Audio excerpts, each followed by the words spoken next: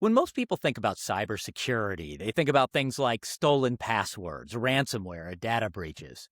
But what happens when the target isn't data? It's the systems that keep buildings running, water flowing, energy moving, and infrastructure functioning. Today, we're talking about operational technology, cyber-physical risk, and why securing the built environment may be one of the biggest security challenges hiding in plain sight. Welcome to Ctrl+Alt+Manufacturing.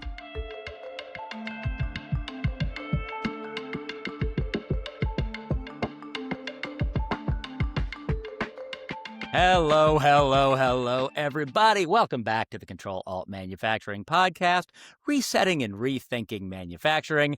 Hopefully you've been listening. If you haven't, this podcast is trying to help explore some of the people, the technologies, the strategies that are driving the digital transformation of manufacturing. I am humble host number one, Gary Cohen. Joining me, as always, is the vivacious and spectacular Stephanie Neal. Hello, Stephanie. I don't think anybody has ever called me vivacious, but thank you. I just went with vivacious. Now you have to live up to it. So that's the trick. That is a trick. Especially like in the middle of the day on a Wednesday. Are you feeling vivacious? No, especially it's like rainy and it's just soggy and raw and cold. No, thank you. Oh, so you should come to Chicago. It's sunny and like 65 degrees here. Hopefully that weather is coming my way. It might be. I am actually really excited about this one because today we have Danielle Jablanski. We're going to call her DJ, who I met at the S4 Industrial Cybersecurity Conference in Miami. We're going to be talking about some of the things I said in the intro, cyber physical threats, operational technology threats. And when I was at this conference, when one person says, oh, you should talk to DJ, she'd be really good for your podcast, you go, yeah, okay. I'll see if I can find her. I had like 4 different people tell me that she'd be great for the podcast. I was like, I have to meet this person. Also watched her moderate a bunch of panels, and she did a great job of staying neutral and being a wonderful moderator. So looking forward to talking to DJ today. But before we do that, we're going to switch this back to a get to know Stephanie today. Stephanie, you have, when you are not working, in content, you are often working in another way. Tell me a little bit about this second job that you've got, or that your daughter has. Yeah, I work for my daughter. So she has a food truck here in our local town. We're a beach community, so she goes out to the beaches and it's breakfast and lunch, paninis, sandwiches, some cool drinks, nothing alcoholic. Can't serve anything off a food truck that's alcoholic. But she does have me on there.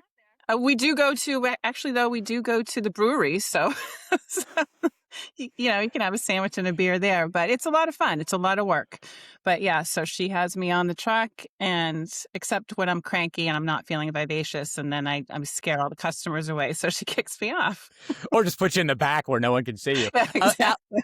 Outside of a brewery is an amazing place to plant a food truck. Yeah. No, it's a lot of fun. But she's just starting her season right now. So we're recording this in April. And it's funny. She was just over here this morning, and she had an appointment to go see the Board of Health. Here's the thing about food trucks in Massachusetts. You have to get all of the applications and all the certification for every single town that you're going to.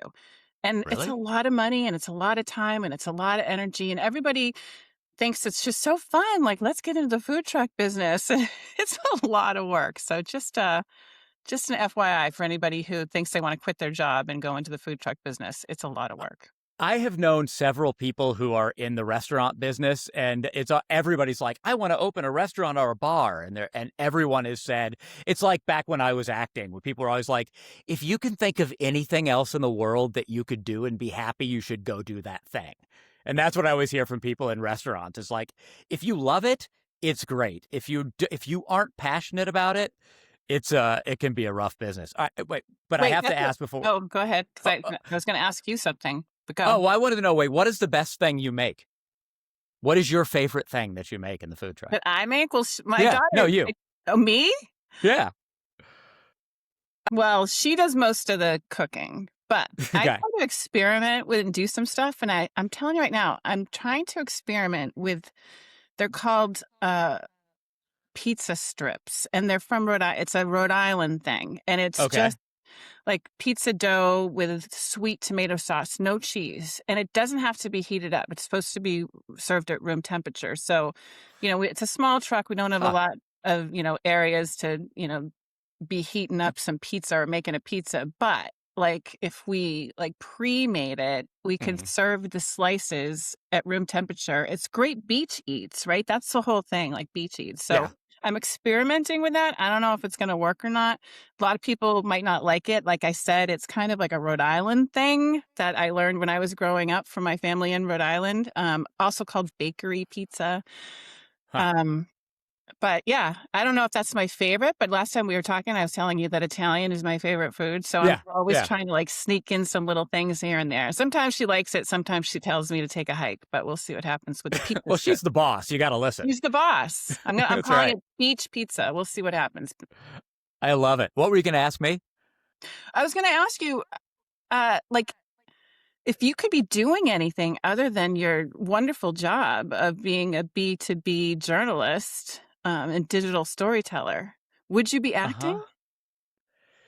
I still really enjoy it. So yeah, I like doing that. I like podcasting.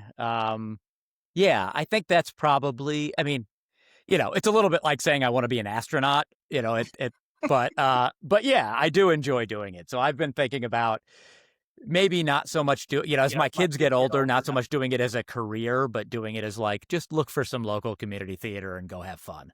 Just get into some So commercials. Do some commercials. yeah, I did that. This is getting out of hand, this early conversation, but I will tell you about this some other time. I had an amazing track record of putting companies out of business. The second I got cast in a commercial, within like the next 6 months, that company would go out of business. I never told anybody this, but I was like, oh, well, there goes that company again. Well, So now you can't yeah. do now you're Yeah, never well, going to get a commercial gig, so. maybe not. But yeah, let's talk about DJ here and talk about cybersecurity.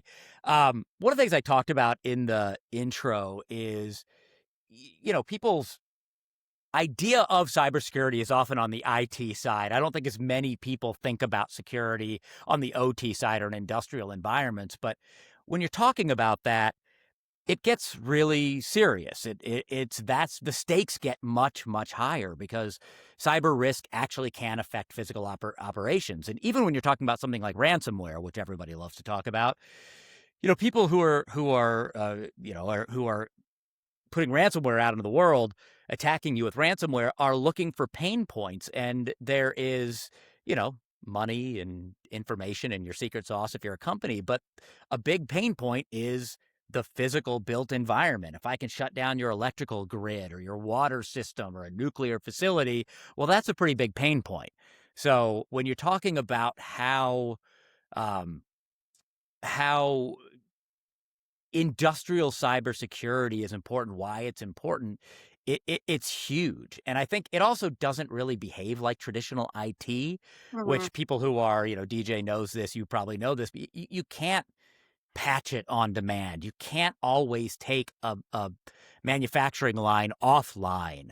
A lot of environments include legacy systems, things that weren't built for cybersecurity, third-party access. And so that makes this, I think, more than just a technical issue. It's an operations issue. It's a leadership issue. It's a resilience issue. Yeah, I think this is a really, really important topic we're talking about today. No, definitely. And, we've talked about it before that, like you just said, you're talking about critical infrastructure. And it's not like IT where a server goes down and, oh, whoops, I don't have any email or I lost that file. You could Right. be, something catastrophic could happen as a result of a cyber breach. And I didn't meet DJ at the conference like you did, but did just a little quick look into her history. And wow, really I know. impressive. She's Really impressive. I impressive. know. I know. We're gonna get outshone today. Let's go ahead and introduce her. So Danielle Jablanski, she leads STV's Operational Technology Cybersecurity Consulting Program, advising clients in security program development, strategy, tool selection, and deployment to mitigate cybersecurity threats facing operational technology and cyber physical environments. And that stretches across transportation, energy, water, infrastructure. She also was in the office of the technical director at CISA. She's been at Nozomi, at Guidehouse, also an adjunct professor who enjoys teaching ICS cybersecurity at Dallas College and has taught cyber physical defense at the Middlebury Institute. DJ, it's a lot. You do a lot of stuff. Is there anything you can't do, DJ? I also have a 1.5-year-old almost. Oh my God. Yeah, and she's amazing. She's been the best job so far.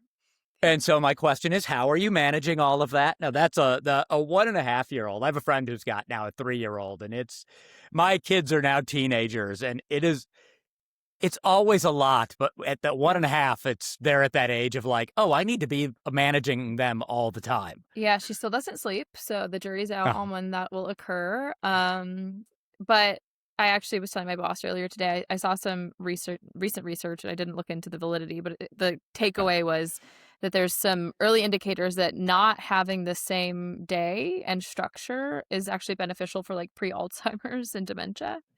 And I was like, I'm going to live forever. Like I am all set if that's the indicator. And so that was one it's just something recent that came out that I was like, okay, I'm in good shape, because you never know what my day will look like depending on Quinn and life and travel and teaching and everything else. But I do love it, and I chose it.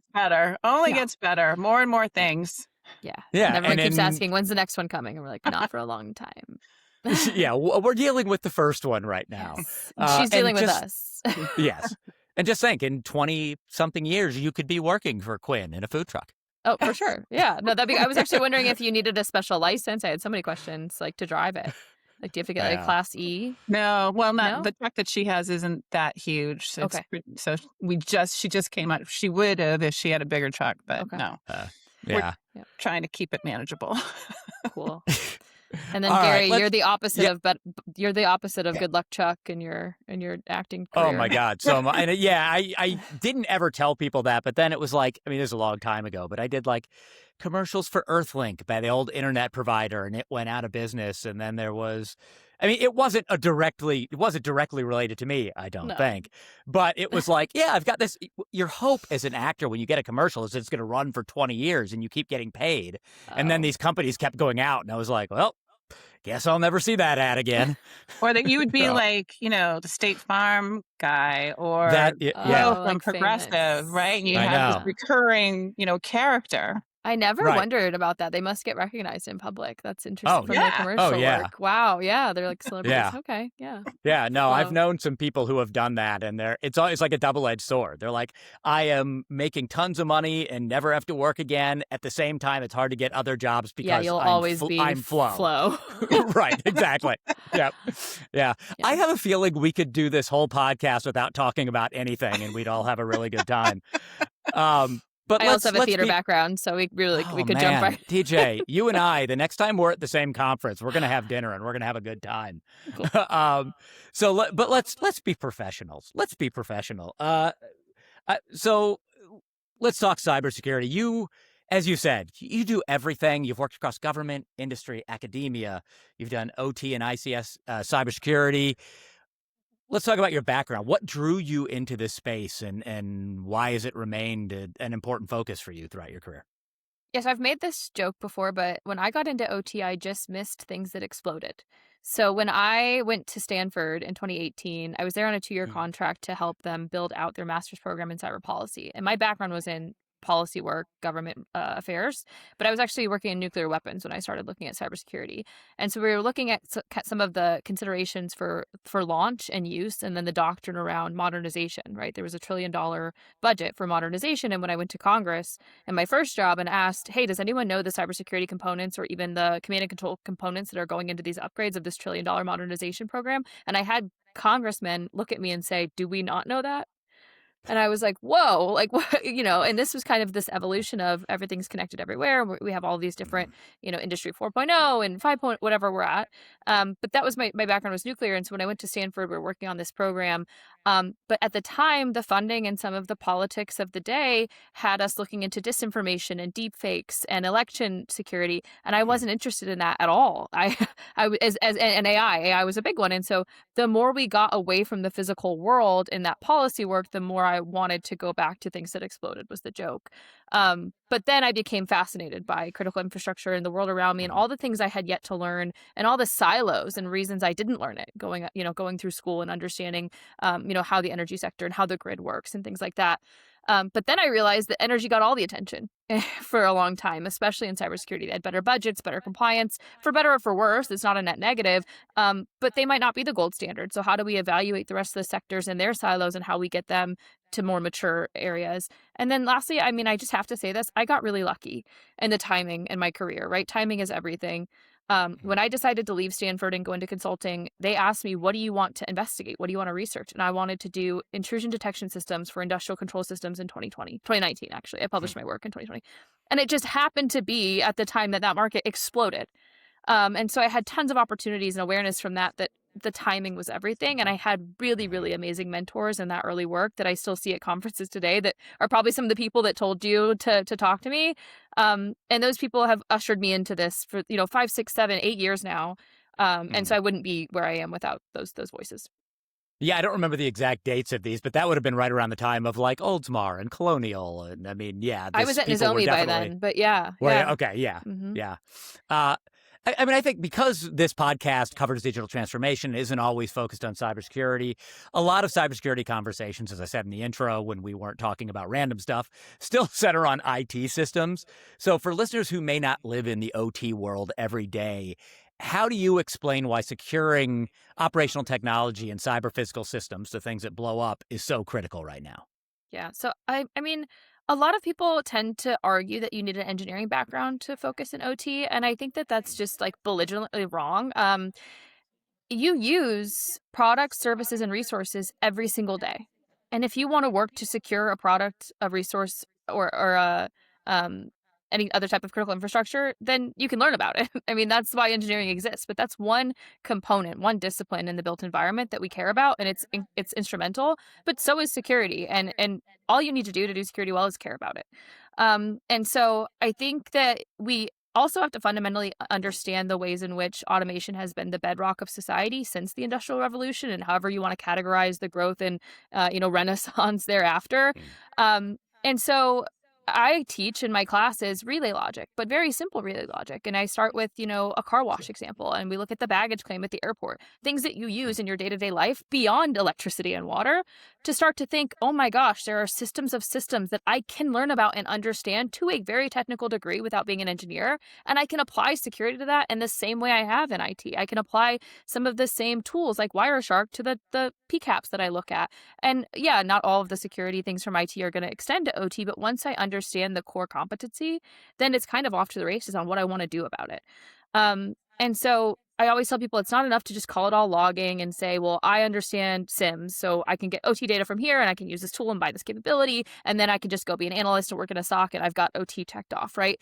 There's still a significance to distilling the communications traffic from the process variables that we know on the industrial side and dissecting both correctly. So it's not just about where can I throw it together and where can't I? It does take a dedicated approach, but I think anyone can do it. There was a fun example the other day. I was on a call for a paper I'm working on, and somebody was looking at some data, and it was a response data for a survey, and somebody said that phishing was a concern in their OT environment. And the person reviewing it was like, wow, they must be so immature that they consider phishing to be an issue in OT. Like, they're not going to click on a link from a PLC or a workstation. And I was like, did we forget the kill chain? So sometimes we actually take it the opposite direction, where we think we have everything figured out in OT, and IT and regular cybersecurity have no input. And it's like, wait a minute, phishing is a very real concern for OT environments, even if you're not directly clicking on links from an HMI, right? You're not going to get an email at the car wash HMI that you're going to click on, but you can still target those in similar tactics, techniques, and procedures. So my basic takeaway is that you can do it if you're interested in it. We do need a more holistic and proactive way to think about it. That's definitely required. But I think there's a lot of maturity still to be gained in this discipline, and especially in this market. I love to remind people that cybersecurity itself is an unregulated market. And at CISA, the number one thing I would kind of joke about, but I wasn't really joking, is I was over awareness. I hated the word awareness. Everyone's like, we have to spread awareness in OT.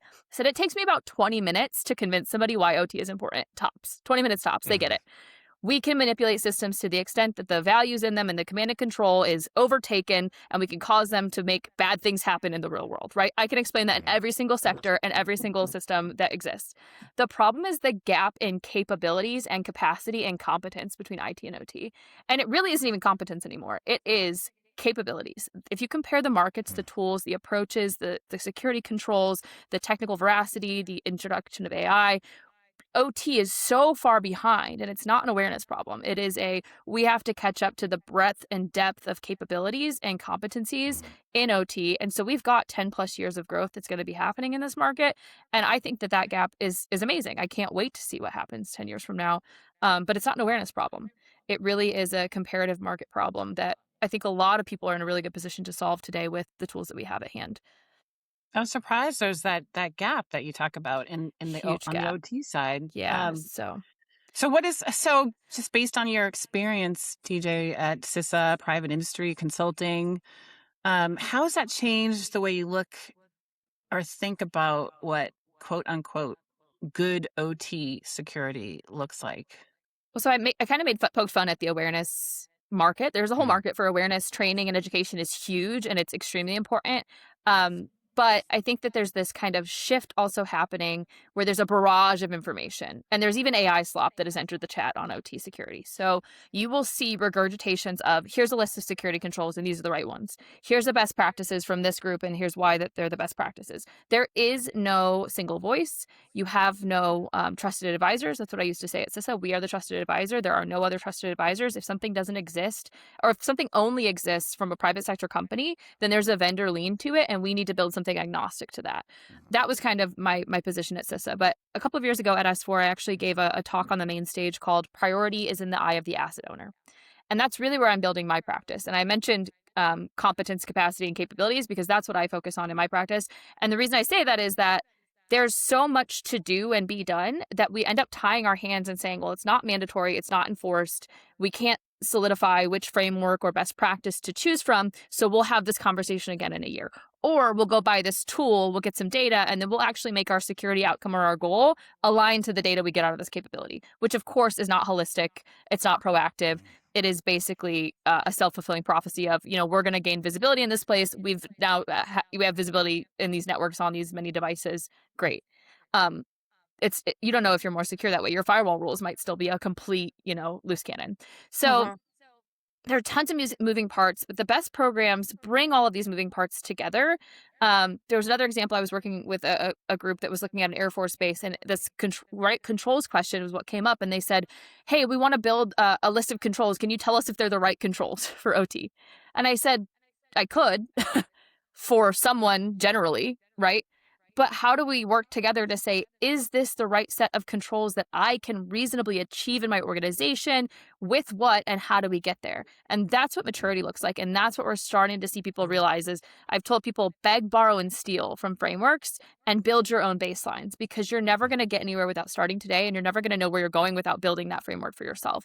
You're not going to be able to cherry pick it. You're not going to be able to throw it into an AI engine today. You're not going to get it from a NIST download because it has no context of your environment. You have to build it. And I think we're over that hump. I don't have to sell that anymore. People are saying, I'm building a program. How can you help me?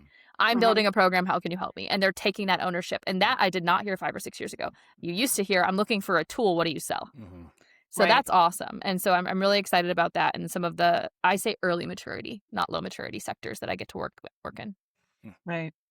So you do talk about this as being of having to look at it holistically, but if we think about OT and cybersecurity, the network, we really do have to focus on the network. And you helped shape OT strategy at CISA and authored guidance on network segmentation. So from your perspective, where are organizations still getting segmentation wrong in industrial or infrastructure environments? Yeah, so we used to always say network segmentation is king or queen, right? However you look at it. The paper that I wrote there is still not published. I'm told that it still will come out, but there's a long production calendar there in OT. There's actually been a lot that has come out on OT, but it still is part of the grander mission at CISA. But for me, network segmentation is a constant. And I think that is something that is also newly cemented across OT, right? People think of segmentation as one thing or a tool when it's actually a complex combination of both tools and activities. So some people used to think it was enough to put in a firewall. I mentioned firewall rules before. I've seen organizations deploy really, really sophisticated and expensive tools, and then they still have any firewall rules leading to their OT networks. So when you think about network segmentation, I actually think of other security controls as being a component of network segmentation. So I think of risk management as a portion of network segmentation and vice versa. I think of, architectural design and asset inventories as part of network segmentation. Again, both an activity and tools, because the scale of the data that we need is really difficult to do manually. So you're going to have to find a capability to facilitate that control, but it should be part of this broader campaign to facilitate this constant network segmentation, right? It's not one and done. It's not a set it and forget it. It's not a perfect tool. And then in addition to that, you have access controls and vulnerability and patch management, which all affect the network and your attack surface. So they are still components of this active, ongoing exercise for network segmentation. You also can't really do good segmentation without threat modeling and tiering out your system. So crown jewel analysis, understanding what can I not operate with? What can I operate with because I have a backup to it? What's kind of a third tier? I don't really need it for operations and we can continue to run. That's an exercise in interdependence mapping. That's an exercise in outreach. That's an exercise in documentation and change management and all of these things, bringing in your third parties and your integrators, right? It's a process. It's not something you can check a box on. And only then do you get to something like continuous monitoring, which we kind of have thought about as this kind of flip a switch control that's going to fix everything. And it doesn't. It provides really good data for the oversight and orchestration of your network. And so then you want to add in 6443 is always kind of a reference model, right? I did a listening tour while I was at CISA across the United States for every critical sector that had industrial control systems. And I talked to like almost 30 asset owners about what they incorporated, why they incorporated it, what they were struggling with, what services from CISA they wanted to expand or didn't know about maybe. And none of them said that they actually used and adopted 6443. Not one. Not the most sophisticated, not the most, not the smallest co-op in Nebraska. That was a legitimate example. None of them had actually adopted 6443. So when we look at how we deploy DMZs and firewalls and software-defined networking and data diodes and microsegmentation, again, that's all being driven by the vendors. And that's okay. That's not a net negative, right? They do good things, these vendors.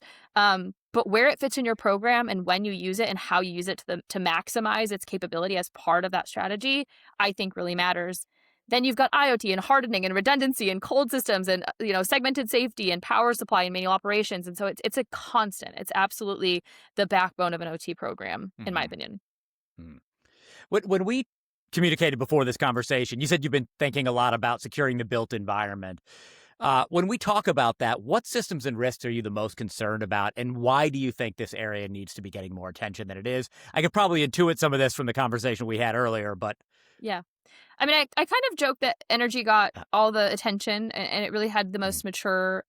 It also is for good reason, right? We've seen more sophisticated attacks on energy infrastructure than we have seen in any other sector, including manufacturing, right? Manufacturing might be more costly, but more impactful has been some of the examples out of Ukraine, even some of the pipeline incidents that we've seen. And so I think that energy is a good example in how to approach the tasks, but the problem really breaks down when we look at how to go about fixing it. So understanding bulk energy as a provision to a large population is pretty straightforward. It took a long time to get people to agree to the definitions of those things in the NERC SIP world, but it's a good working model, right? We understand that bulk energy serves a lot of people, and if a lot of people don't get electricity, we have problems. That doesn't extend to other sectors, unfortunately. And there are actually more complex systems out there. So I currently work in the rail sector quite a bit. That's the most significant sector for my firm. And the systems of systems and complexity of there, and it doesn't matter if there's 100 people on the train or if there's 12 people on the train. A safety incident is so impactful. And so these constraints that we have in borrowing from energy really start to break down in those other sectors. Of course, at CISA, the critical sectors or the lifeline sectors were energy, water, transportation, and communications. But when you start to kind of expand that lens, you have rail and buildings and smart greenhouses, right? Dams, anything, like I said earlier, that produces a product, service, or resource becomes critical. And so this built environment is everything around us, like I mentioned before. And so when we start to expand that, it becomes kind of a larger than life problem. And then we have to get back to like, how do we do something about it? And so we can't get over our skis and say, well, it's too much. There's too many systems, too many components, too many vendors, too many risks, and we just can't deal with it. So we're going to, reduce the market or have these poor outcomes. Yes, the component list is growing, and these devices in the design phase are just another system in a complex system of systems. But things I'm concerned about are things like vendor lock-in versus vendor consolidation at the strategic level. So I worked with a energy company when I was at CISA, and they said they had so many third-party risks that happened, third-party incidents that happened. They had to spend so much time investigating the impact from those third parties to their organization in 1 year. There was 100 incidents in 1 year. And it was a major company.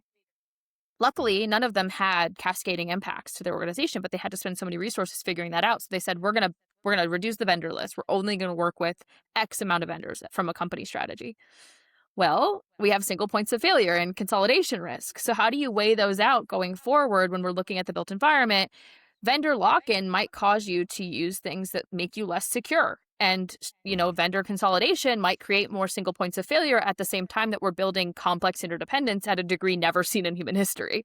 So what the question from like a technical perspective is, what does an OT SolarWinds type event look like if we have that vendor consolidation?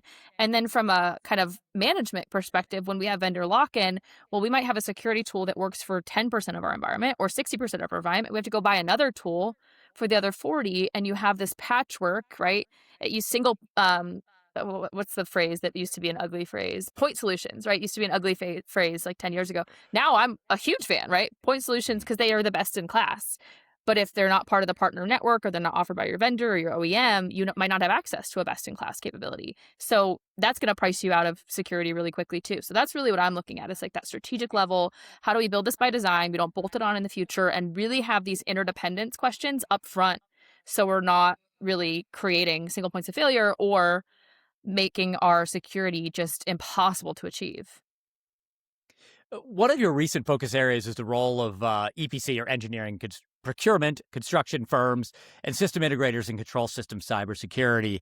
Where do you see the biggest gaps, or to look at it in a more positive way, the biggest opportunities for those players to improve security outcomes? Yes, I don't use that phrase earlier, trusted advisor, lightly. When I say trusted advisor, I mean truly agnostic. When I come to work with you, wherever you are, I work for you, right? And that's kind of the fun part of consulting. Like, whatever your logo is, I've got the hat on, I've got the vest on, and I'm in it with you. That's really exciting for me. And that's something that drew me to the EPC world. The thing at STV that I said I would not do is I would not build a managed service, and I would not do reselling, because you can no longer be agnostic when you're doing that. So for EPCs and integrators, I think that it's unregulated, right? There's no cybersecurity regulations for designs of buildings unless you talk to the Coast Guard. They have a unified facilities criteria. There's no broad set of cybersecurity requirements for systems integrators, right? But there is a ton of customer voice from EPC and system integrators that can actually shape how the cybersecurity market, and even the consultants like me, show up to solve problems. And I really think that's the opportunity we have.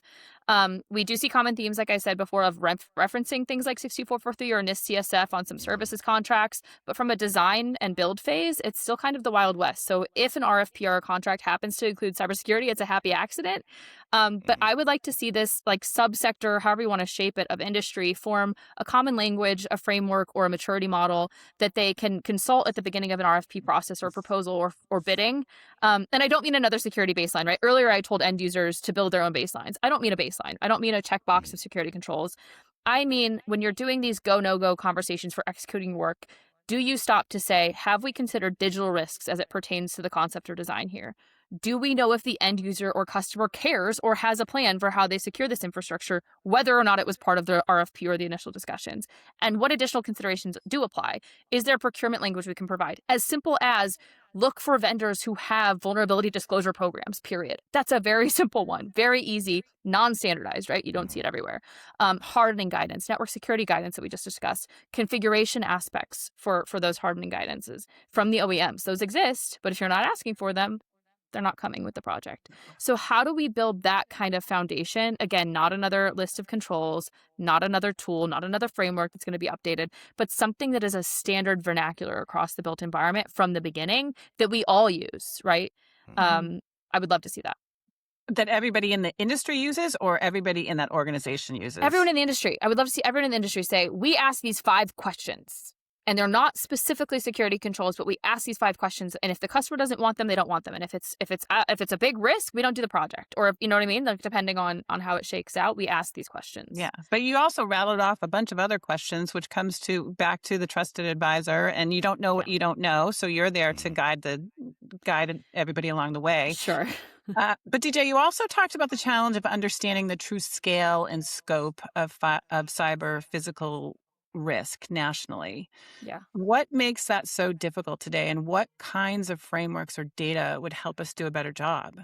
Yeah, so I've never said this in the same place, but I have given these 3 data points before, but I'm going to put them all in one place, and I'm excited about that. When I was at Guidehouse, we had a global building stock database. I think that's what it was called. And it basically had an estimate of the square footage of every type of building and warehouse in the globe. It was really cool. It was really cool to use that. And so one time when I was looking at some ransomware research early on in the days that I was focusing on industrial control systems and intrusion detection, I did some math and analysis and tried to estimate, what was out there. And for energy, water, food warehouses, and critical manufacturing, I was able to estimate using other databases in that one that there was roughly 8 million sites just for those 4 sectors in the world. And so that's astronomical, right? If you think about 16 sectors worldwide, that's just 4. And critical manufacturing is actually a subset. So that's a percentage of every region that is considered critical. I think in the US, it's maybe 60%. In Asia, it's higher. In Europe, it's lower, right? Different things like that. That was all in this quantification of the 8 million. So 8 million is not every site, right? It's in critical manufacturing, food warehouse, which is not the same as farming and agriculture. It's just the production location, right? So again, it's a subset of a subset, and it's still 8 million for 4 sectors. So that is crazy to secure, in quote unquote, the built environment. And then you have the number of potential configurations of the control systems in those environments. So I did another presentation where I grabbed a statistical analysis, and I said, well, a Rubik's Cube has quintillions, right, of permutations that you can actually build on a Rubik's Cube. And the control systems don't have quintillions, I don't think. But if you were to take an average of 8 million sites for that first data set, and you have maybe 12 vendor systems on average in any environment, which is the average we've worked with for the last 10 years. And of those 12 systems, you have 5 potential languages that you can use for the logic in those systems. You have millions of potential configurations in those ecosystems that are completely blind to your security frameworks. And then the last thing I'll say is when I went to the national level, everyone wanted to build this national asset inventory. Where are all these systems from these OEMs that have been built and deployed in the world? And we know the vulnerabilities on them, so let's go rack and stack them. Well, we can do prevalence okay, right? We can count how many systems were created and sold by any given OEM and to different integrators and resellers. The problem is provenance. We don't know where the end user got them last, right? So they might have been sold 10 years ago from Schneider, but they might have been most recently bought from eBay.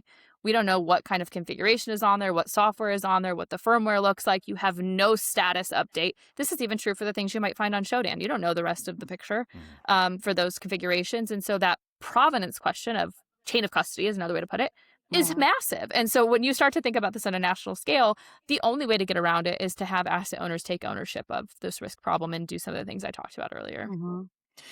So continuing on this discussion about assets, there's an ongoing debate around assets versus functions when assessing cyber physical risk. Can you break that down for us and explain why that distinction matters in practice? Yes. Yeah. So CISA had historically referenced the 55 critical functions in a framework. And so these are vital to the security, economic health, and public health and safety of the nation. So that's the function set. Critical assets were defined as basically systems which, if destroyed or disrupted, would cause national or regional catastrophic events. The reason that this became kind of a thorny subject across the OT infrastructure, and this is what I actually published this in some Atlantic Council research a couple of years ago, is that breaks down to threats from threat actors and their capabilities or TTPs to impact functions versus threats to specific assets in terms of vulnerabilities that exist on those products. And I think that those two things can cause security programs with budgets and personnel and limitations and different strategic risk priorities and different threat models to spend all of their money on either or both and not actually have a significant reduction in their risk. So if you're spending all of your focus on TTPs from a threat actor, you might not actually even be understanding your core interdependencies and your worst case scenarios from an effects-based approach within your environment. and vice versa. If you're spending all of your money and your time on vulnerability and looking at your CVSS scores and trying to patch the things that seem agnostically to be the highest severity, you might actually be missing some interdependencies where a simple firmware upgrade might actually significantly improve your holistic security. And so you can't do these things without the core understanding of your environment. And so that context is so important. And so that's why these kind of debates of what's more important, a function or a output or a specific device or asset and its vulnerabilities, it breaks down really quickly in my mind. And there's a plethora, right, of vulnerabilities and different impacts that are there. And so you can only do it yourself, really. You kind of led me right into the next question that I wanted to ask you, although I think it's a big and complicated question. Given the shifting geopolitical and technological landscape that are out there right now, how do you see some of these threat models changing for critical infrastructure operators in the next few years? Yeah. Solve the world's problems, DJ. You can do it. You have 30 seconds. Go. Of the two things I've already said before, where I focus on that I think a lot of security teams that are very, very well positioned to do great security work tend to miss, it's interdependence versus single points of failure, like I mentioned earlier. So to me, this is a symbiotic relationship.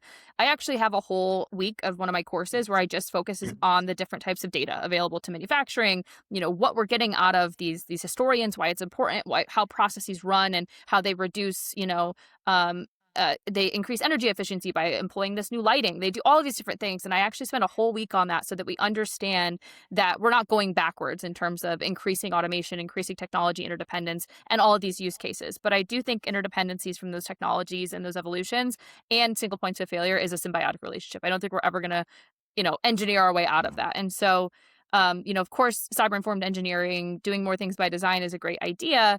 But I also think that we have to understand that, we have not been able to itemize essentially the outcomes and consequences that are related to cyber scenarios from an engineering perspective that would always lead to cascading impacts across an organization. So there is no cookie cutter way to say, if you do X, Y, and Z in your environment and your architecture, here's what's going to happen to you. And the way to get around that, I think, is to really understand that regardless of the fact that OT specific targeted like malware and incidents is not common, you need to bring it back to integrity. And this is actually the one thing that I love growing up from a nuclear policy space is integrity. There's this principle for nuclear weapons of always never. It must always be ready to launch and never be launched on accident or subverted in our control of that launch. And so when we look at integrity, you have to be able to know what you know, how you know it, and how you can verify it. So regardless of the fact that we don't see a ton of OT-specific attacks that are really targeting the native functionality of a control system and the ladder logic that runs that control system and the set point in the actual sequence of the control logic that's being executed, doesn't mean that you shouldn't be able to pinpoint when something happens in your process that you understand how a variable got there.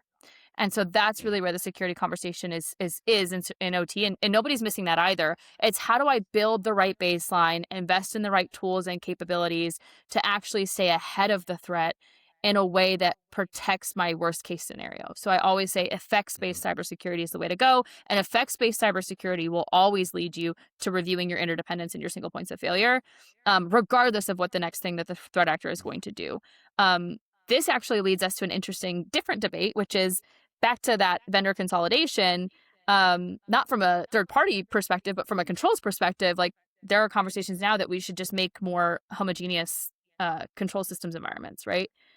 I'm not on that bandwagon, but it depends, right? There's a lot of different ways to scope that depending on your sector.